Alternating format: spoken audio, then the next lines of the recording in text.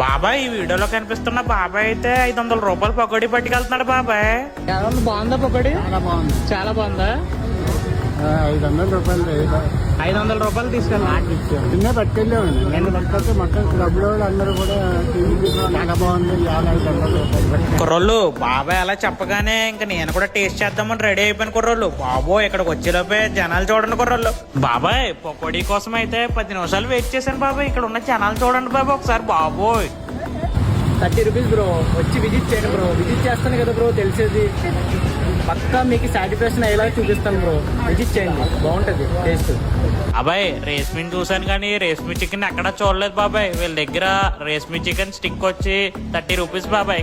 అలానే కాజు పకోడీ 100 గ్రాములు 40 రూపాయలు బాబాయ్. బాబాయ్ లేట్ గా కానీ వెళ్ళామంటే ఈ షాప్ లో నీకు పకోడీ దొరకడం కష్టం బాబాయ్. వెంటనే అయిపోతున్నాయి బాబాయ్. బాబాయ్ కాజు పకోడీ మీద నిమ్మకాయ పిండుకొని అలా తింటూ ఉంటే ఉంది బాబాయ్. బాబాయ్ బుర్రపాడు. కుర్రోళ్ళు మన రేష్మి చికెన్ అయితే వచ్చేసింది కుర్రోళ్ళు. బోన్లెస్ తో స్ట్రిప్ అది వచ్చి అబ్బా బోన్లెస్ తినే వాళ్ళకి అయితే చాలా ఇష్టంగా తింటారు కుర్రోళ్ళు. నువ్వు కానీ వెళ్తే ఇది మస్ట్ ట్రై రా కుర్రోళ్ళు. ఆ వాడు కూడా ట్రై చేశాడు బాబాయ్. చాలా బాగుందంట బాబాయ్ రేష్మి చికెన్. బాబాయ్ దీని అడ్రస్ వచ్చి జాంపేట రోడ్ లో మెట్ ప్లస్ ఆపోజిట్ లో ఉంటది బాబాయ్.